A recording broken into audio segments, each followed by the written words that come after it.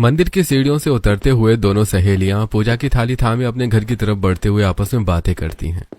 नैना, हम दोनों हमेशा एक साथ खेले, पढ़े और बड़े हुए, लेकिन अब लगता है कि हमारे रास्ते अलग होने का समय आ गया है। तू अचानक ऐसी बातें क्यों करने लगी सीमा? सब कुछ ठीक तो है ना? कल शाम को मेरे लिए एक बहुत अच्छा रिश्ता आया था। बाबूजी और माँ को लड़का और उसका परिवार बहुत पसंद आ गया है। मुझे पूरा यकीन है कि वो लोग मेरी शादी वहीं तय कर देंगे। अरे वाह सीमा, ये तो सच में बहुत बड़ी खुशखबरी है। पर तूने ये नहीं बताया कि रिश्ता आया कहाँ से? वो लोग पास के ही एक बड़े गांव के रहने वाले हैं और बहुत ही सीधा साधा परिवार है। ये तो बहुत ही अच्छी बात है सीमा, और सच कहूँ तो मैं भी तुझे आज यही बताने वाली थी। मेरे घर पर भी कल शहर से एक रिश्ता आने वाला है। मेरे घर वाले उस रिश्ते को लेकर बहुत खुश हैं। शायद मेरी भी शादी वहाँ पक्की हो जाए। अरे नैना, ये तो खुशी की बात है। तेरी तो हमेशा से यही तमन्ना थी कि तेरी शादी किसी बड़े शहर में हो और तुझे वहाँ की आधुनिक जिंदगी जीने का मौका मिले। हाँ सीमा, मैं सच में इस बात को लेकर बहुत खुश हूँ। शहर की चकाचौंध, वहाँ की खुली हवा और आधुनिक रहन सहन मुझे हमेशा से अपनी तरफ खींचते हैं। सीमा और नैना अपने अपने घर की तरफ कदम बढ़ा देती हैं। अगले दिन लड़के वाले नैना के घर बैठे हुए हैं और नैना उन्हें नाश्ता परोस रही है। तभी नैना की होने वाली सास कौशल्या, देखिए भाई साहब, मुझे तो आपकी बेटी पहली ही नजर में बहुत पसंद आ गई है। मेरी तरफ से ये रिश्ता बिल्कुल पक्का समझिए, मुझे कोई ऐतराज नहीं है। बिल्कुल सही कह रही है शारदा।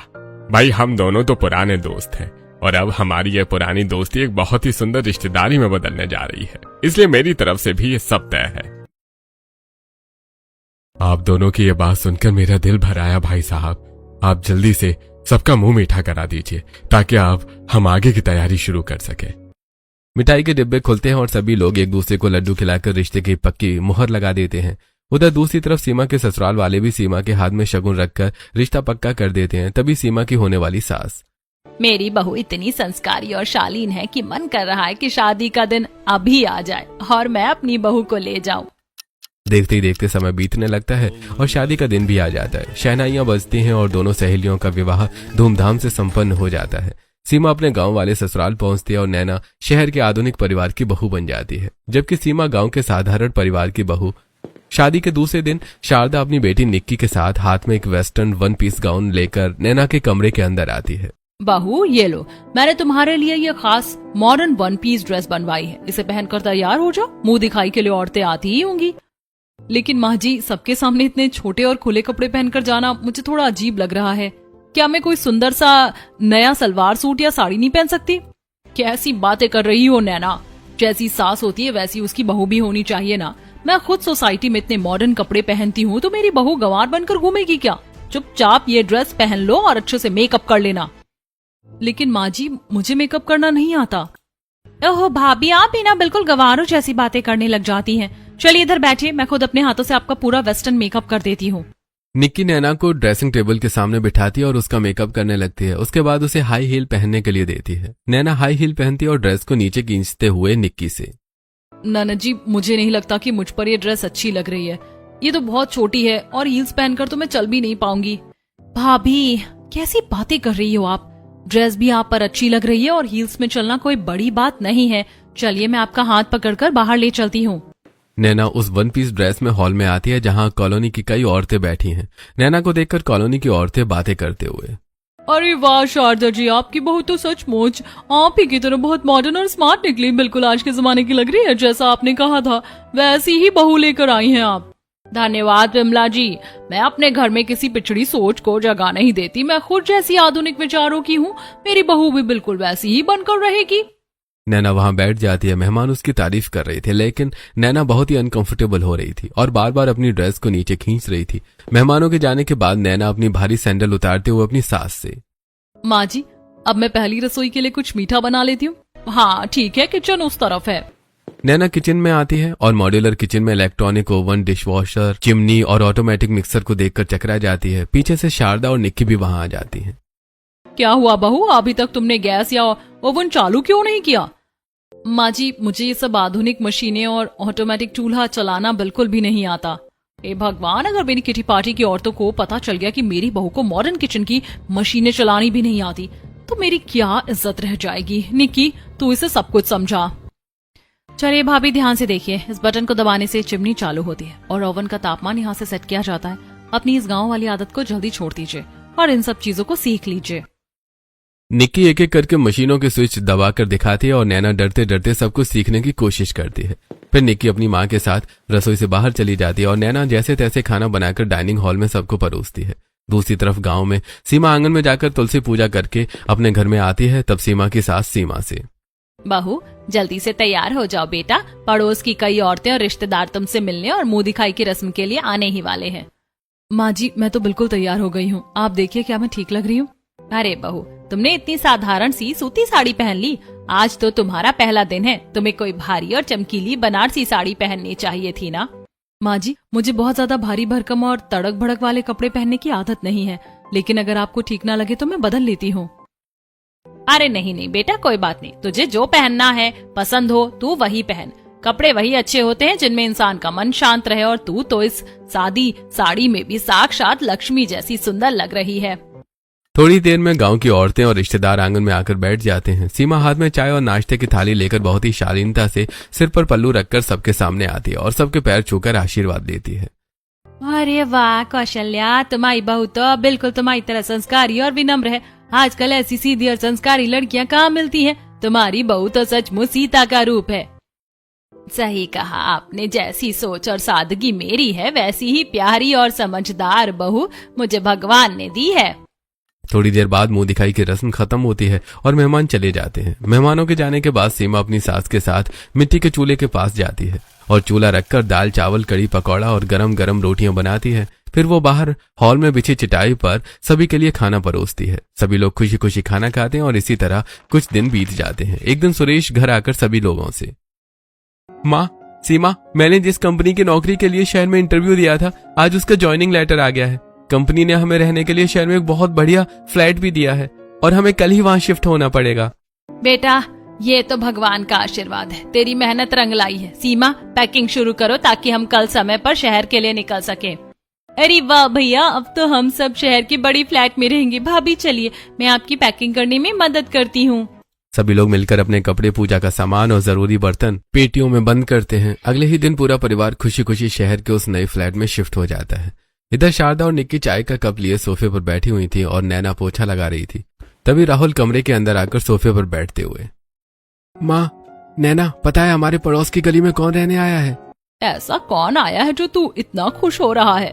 अरे माँ, मेरी कंपनी में आज सुरेश जॉब के लिए आया था। जब हम साथ में बाहर निकले तो पता चला कि वो और उसकी पत्नी सीमा हमारी मोहल्ले के तीसरे वाले ब्लॉक में रहने आए हैं। क्या सीमा और उसका परिवार इसी मोहल्ले में आ गए हैं? मुझे तो विश्वास ही नहीं हो रहा। माँ जी चलिए ना, आज ही उनसे मिलने चलते हैं। हाँ ठीक है, अगर वो लोग इसी मोहल्ले में आए तो हम मिलने जरूर चलेंगे, लेकिन वहाँ जाने से पहले तुझे सही ढंग के कपड़े पहनने होंगे ताकि हमारी सोसाइटी में कोई हमारी खिल्ली ना उड़ाए। नैना दौड़कर अपने कमरे में जाती है और अपनी अलमारी से एक सुंदर सा सलवार सूट निकालने लगती है। तभी शारदा कमरे में आकर खड़ी हो जाती है। नैना ये क्या बेवकूफी है, तुम अपनी उस गाँव वाली सहेली से मिलने जा रही हो और अभी भी वही पुराना और ढीला ढाला सूट पहन रही हो। तुम ऐसा करो कि जीन्स और टॉप पहन लो। माँ जी वो मुझे हमेशा से सीधे सादे कपड़ों में ही देखती आई है। अगर मैं उसके घर में ये जीन्स टॉप पहनकर जाऊंगी तो मुझे बहुत संकोच होगा। कोई संकोच वंकोच नहीं चलेगा, जैसा मैंने कहा है चुपचाप वैसा ही करो। तुम्हें वहाँ जाकर अपनी इस मॉडर्न सास की शान दिखानी है, कोई गवार औरत बनकर नहीं जाना है। शारदा ऐसा कहकर वहां से चली जाती है और नैना वो जीन्स और छोटा टॉप पहनती है। शीशे के सामने खड़े होकर वो अपना टॉप बार बार खींचकर ढकने की कोशिश करती है और सिर झुकाए कमरे से बाहर आती है। हाँ अब लग रही हो ना किसी बड़े और मॉडर्न खानदान की बहू। चलो राहुल गाड़ी निकालो। सभी लोग सीमा के घर पहुंचते हैं। नैना देखती है कि सीमा ने एक सुंदर सा पैंट कुर्ता पहना हुआ था और दुपट्टा भी सर पे डाला हुआ था। सीमा नैना को देखकर खुश होते हुए, अरे नैना तू, मुझे तो यकीन ही नहीं हो रहा कि तू मेरे घर आई है। सीमा दौड़कर अपनी सहेली के गले लग जाती है। नैना भी अपनी उदासी छिपाकर अपनी सहेली को कसकर थाम लेती है। ये तो बहुत अच्छा हुआ शारदा जी, हमारी बहुएं आज पड़ोस में आ गई हैं तो अब आपस में मिलती रहेंगी। हाँ कौशल्या जी, जब हमें पता चला कि हमारी बहू की सहेली पास में ही आई है तो हमसे रुका नहीं गया और हम आ गए। माँ जी आप लोग बैठिए और बातें कीजिए, तब तक मैं और नैना रसोई में जाकर आप सबके लिए गर्मा गर्म पकौड़े और चाय बना कर लाते हैं। दोनों सहेलियां रसोई में आती हैं। सीमा तेल की कढ़ाई गैस पर चढ़ाती है और बेसन का घोल तैयार करने लगती है। नैना पास खड़े होकर आलू प्याज काटने लगती है। उसकी निगाहें बार बार सीमा के सुंदर और सीधे सलवार सूट पर टिक जाती हैं। यार नैना, तू तो अपने इस नए ससुराल में बहुत खुश होगी ना। तुझे तो बचपन से ही शहर में रहने का शौक था और देख भगवान ने तुझे कितना मॉडर्न और अमीर परिवार दिया है। तेरे इन मॉडर्न कपड़ों से ही पता चल रहा है कि तू वैसी ही जिंदगी जी रही है जैसा तू हमेशा चाहती थी। हाँ सीमा, मेरे ससुराल वाले काफी मॉडर्न ख्यालात के हैं।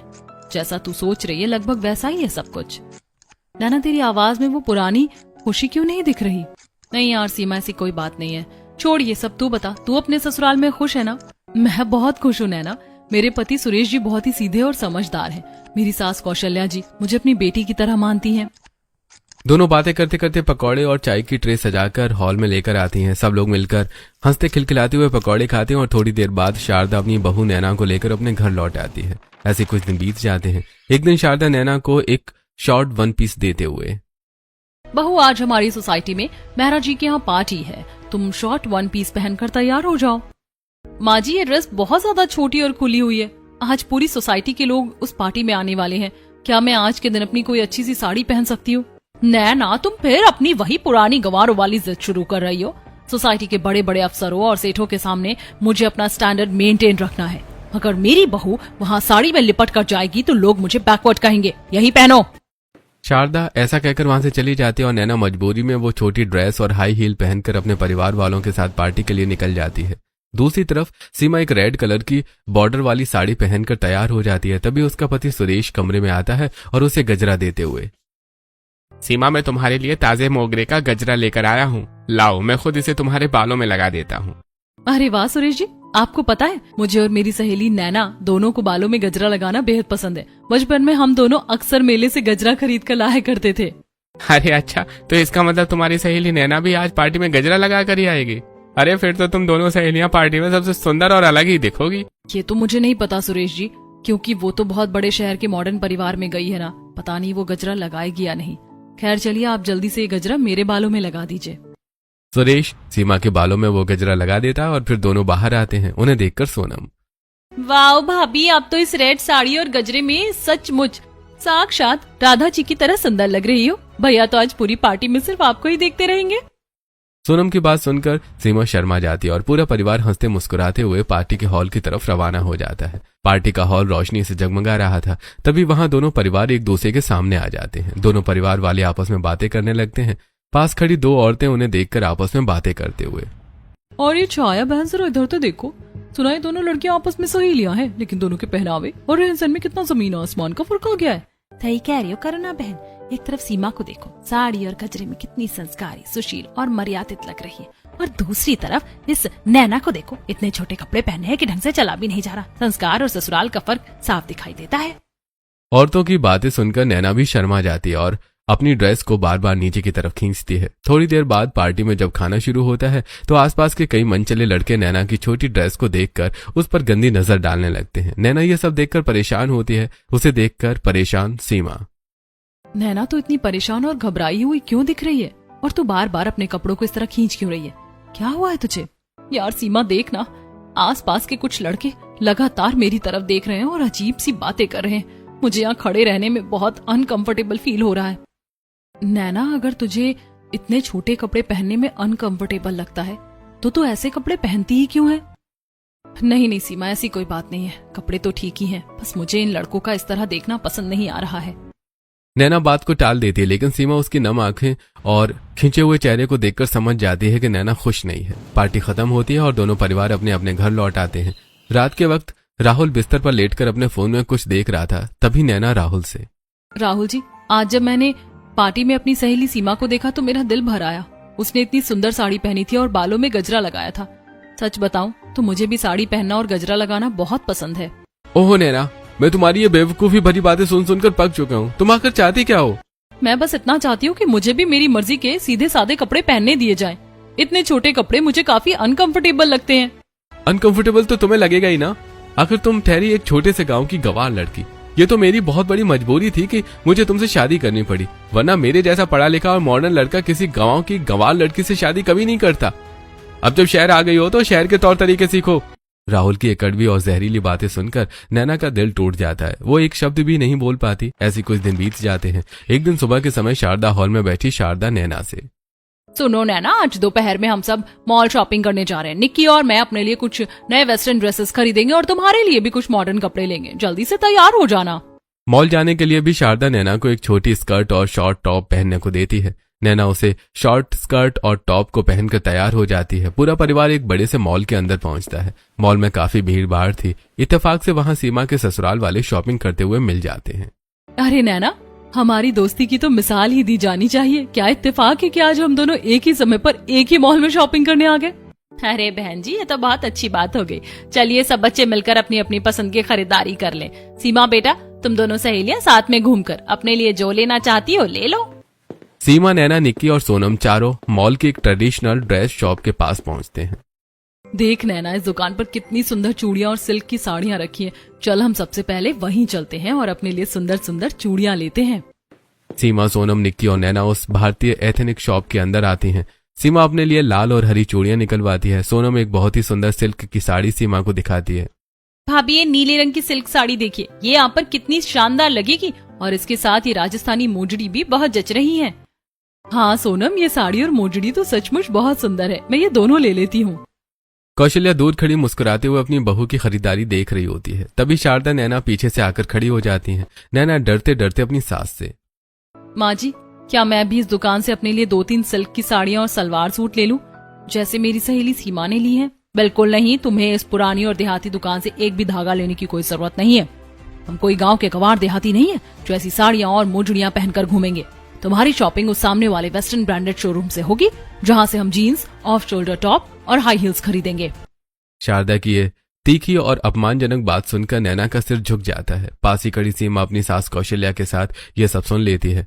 सीमा को अब पूरी तरह सच्चाई समझ आ जाती है कि उसकी सहेली नैना शहर आकर खुश नहीं है। शारदा नैना के साथ वेस्टर्न आउटफिट की शॉप पर जाती है और उसे अलग अलग तरह की वेस्टर्न ड्रेस दिलवाती है। शॉपिंग करने के बाद सभी अपने अपने घर आ जाते हैं।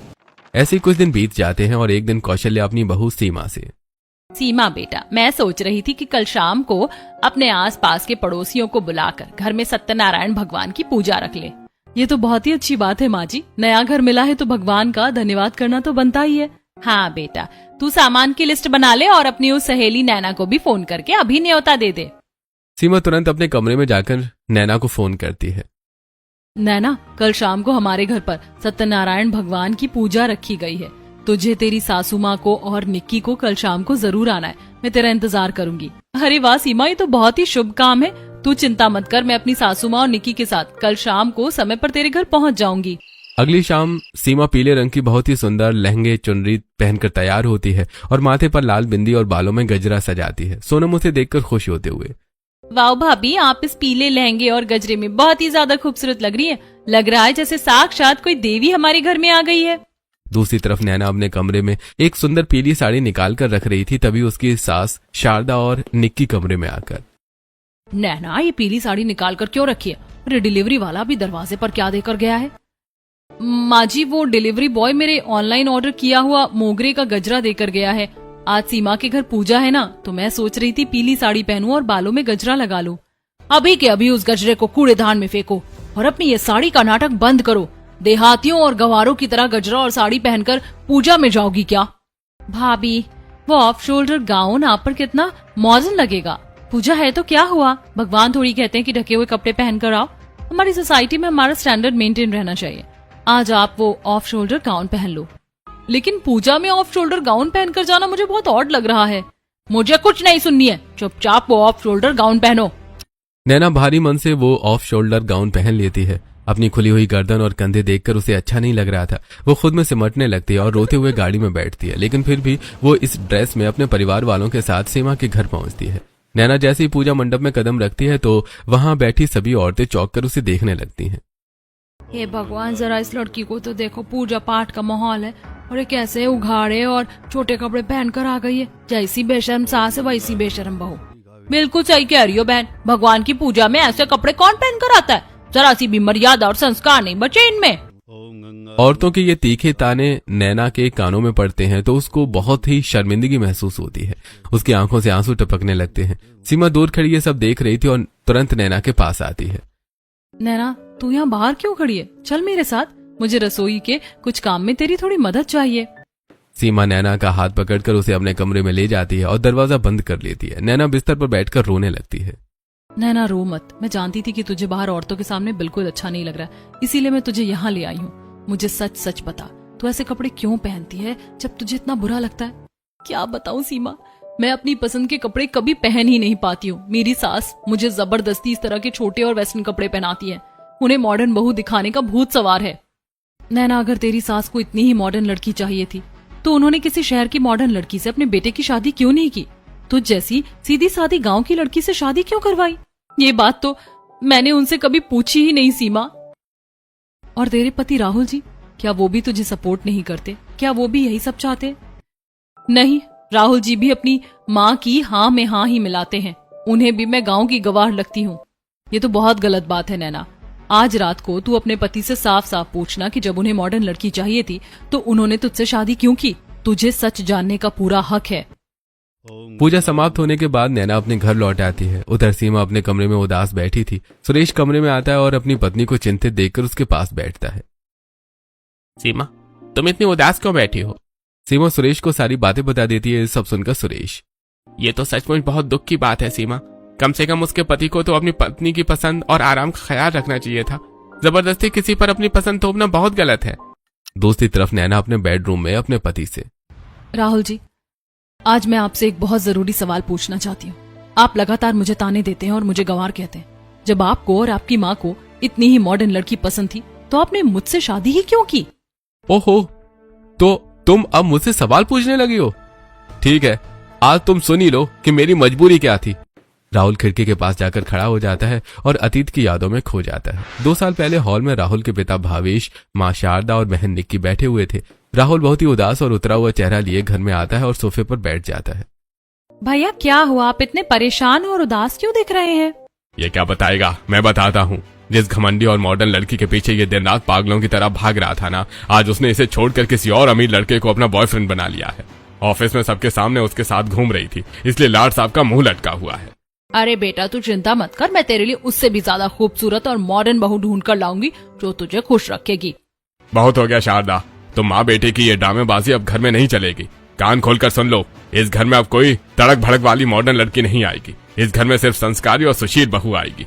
मेरे गांव के दोस्त की बेटी है नैना, कल हम उसे देखने जा रहे हैं और राहुल को उसी से शादी करनी होगी। अब समझ में आया तुम्हें? सिर्फ पिताजी की जिद और उनके दबाव की वजह से मुझे तुमसे शादी करनी पड़ी थी। अब अगर तुम्हारा सवाल खत्म हो गया तो मुझे चैन से सोने दो। राहुल चादर तानकर सो जाता है। नैना रात भर चुपचाप रोती रहती है। इसी तरह कुछ दिन और बीत जाते हैं। एक दिन झमाझम बारिश हो रही थी। सुरेश दफ्तर से छूटकर बारिश में भीगता हुआ रास्ते के एक स्टॉल पर खड़ा होता है।